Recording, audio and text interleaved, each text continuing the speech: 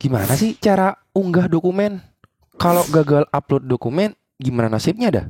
Kalau lupa password SSCASN, cara perbaikinya gimana? Bisa gak daftar 2 jabatan sekaligus?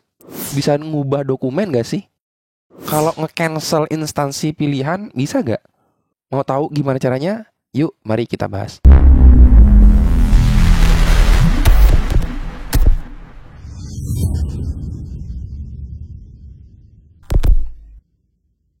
Selamat datang di Koma Channel. Ini adalah part 2 dari serangkaian kegundahan dari Lupada.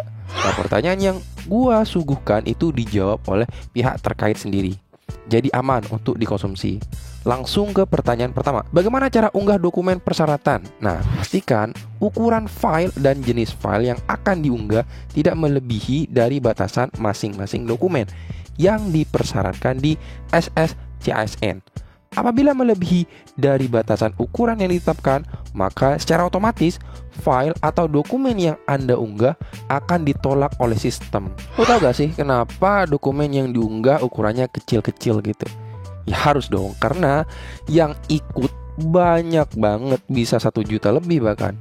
Nanti sistem yang dipunya BKN bisa overload kalau ngirimnya pada gede-gede ukurannya. Jadi dikecilin tuh, biar gak overload. Lu tau kan cara ngecilin ukurannya gimana? Ya lu ketiklah di Google aja, misal compress file JPG, PNG atau PDF. Nah di situ ada banyak sekali website penunjang. Lu bisa pilih salah satu aja. Kedua, bagaimana jika saya gagal unggah dokumen persyaratan? Silakan refresh halaman dan pastikan ukuran file dan jenis file yang akan diunggah tidak melebihi dari batasan masing-masing dokumen yang dipersyaratkan dalam aplikasi SSCASN. Ini sebenarnya berkorelasi dengan pertanyaan 1. Seperti di video sebelumnya juga, cek, recheck, dan final check. Itu penting menurut gua.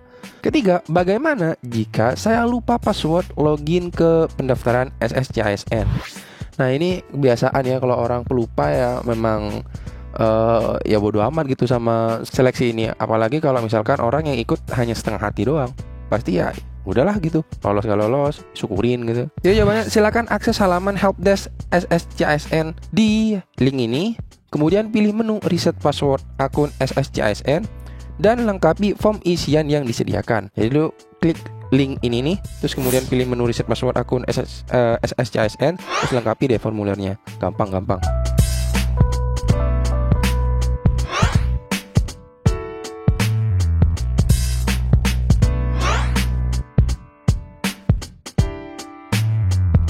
Apakah saya dapat melamar lebih dari 1 jabatan? Untuk formasi CPNS tahun 2003, setiap pelamar hanya dapat mendaftar di satu formasi jabatan pada 1 instansi dalam 1 kali periode pendaftaran. Bre, jangan maruk bre. Lu 1 aja belum tentu lulus, apalagi 2 lu. Gue mencoba berandai-andai ya. Misal diperbolehkan gitu 2 formasi atau 2 instansi. Tuh misalkan lu lulus kedua-duanya, kan lu harus ngorbanin satunya ya kan. Dampaknya apa? Kasihan bre, ada 1 formasi yang harusnya diisi oleh orang lain. Mana moral lu kalau misalkan maruk gitu. Jadi mending kita pilih 1 formasi aja, karena yang butuh kerja bukan cuman lu. Pengangguran di Indonesia sangat banyak. Selanjutnya, bagaimana jika saya salah memasukkan nama pada form biodata saat pembuatan akun? Nah ini, data nama tidak dapat diubah setelah Anda klik akhiri pendaftaran di halaman SSCASN. Namun dapat diperbaiki kemudian ketika Anda telah lulus seleksi P3K teknis dengan melampirkan nama yang sesuai pada ijazah tanpa gelar. Jadi sebelum klik akhiri pendaftaran bisa saja gitu. Tapi kalau udah diklik ya lain cerita. Tapi masih bisa kok diperbaiki juga kalau udah lulus. Selanjutnya, apakah saya dapat mengganti dokumen yang sudah saya unggah? Jawabannya, dokumen yang sudah diunggah masih dapat diganti selama Anda belum klik akhiri pendaftaran pada halaman pendaftaran. Ini sama kayak nomor 5 poinnya. Yang penting belum klik akhiri pendaftaran. Intinya ya begitulah, sama aja. Hati-hati sama klik akhiri pendaftaran. Ketujuh, dapatkah saya mengganti atau membatalkan instansi yang telah saya pilih? Ini jawabannya sama kayak 2 pertanyaan yang tadi. Anda dapat mengganti instansi yang telah Anda pilih selama Anda belum mengklik tombol akhiri pendaftaran. Apabila Anda telah mengakhiri pendaftaran, Anda tidak dapat melakukan perubahan kembali. Oh, ini nggak bisa sih. Maksudnya nggak bisa, kalau misalkan lulus ya lu nggak boleh ganti instansi. Ya berarti lu harus hati-hati sama tombol akhiri pendaftaran nih, yang poin ke-7 nih. Ke-8, apakah akreditasi jurusan dan akreditasi kampus yang digunakan saat mendaftar adalah status akreditasi pada saat pelamar lulus atau akreditasi saat ini? Jawabannya, akreditasi jurusan dan akreditasi kampus yang diakui adalah status akreditasi yang tertera pada saat kelulusan sesuai dengan tanggal ijazah. Nah, mungkin ya bagi kampusnya negeri atau udah akreditasinya tinggi gitu, bingung pasti, apa sih maksudnya? Ya, adalah kampus-kampus yang berubah-ubah akreditasinya, yang mana selaras dengan kualitas kampusnya juga. Pertanyaan 9, bagaimana jika KTP saya belum selesai dicetak oleh Dinas Kependudukan? Oh, ini pelamar dapat mengunggah surat keterangan kependudukan sebagai pengganti KTP untuk syarat pendaftaran CPNS 2023. Gue yakin ya, yang tanya ini antara orang yang malas bikin KTP atau yang baru usia 18 tahunan yang pengen ikut seleksi ini. Apa susahnya sih bre bikin KTP? Paling antri doang, lama doang, gerah doang.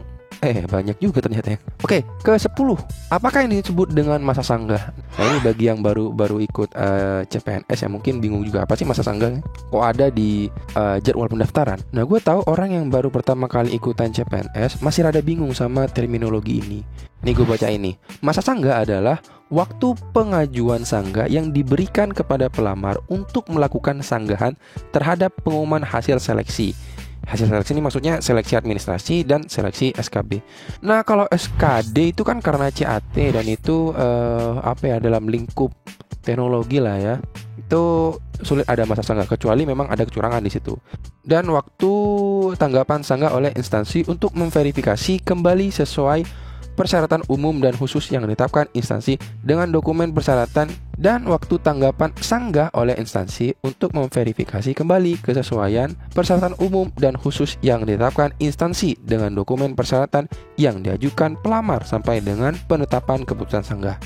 Intinya kalau menurut lu ya, seleksi administrasi sama SKB lu lulus tapi dinyatakan tidak lulus, ya lu bisa protes aja gitu melalui aturan-aturan yang sudah diajukan atau sudah ditetapkan. Syukur-syukur kalau diubah statusnya, misal dari tidak lulus menjadi lulus, ya itu fair play menurut gua. Mungkin itu dulu dari Koma Channel. Kalau lu mau lihat pertanyaan yang sering ditanyakan di seleksi CPNS atau P3K 2003, lu bisa nonton di part 1-nya.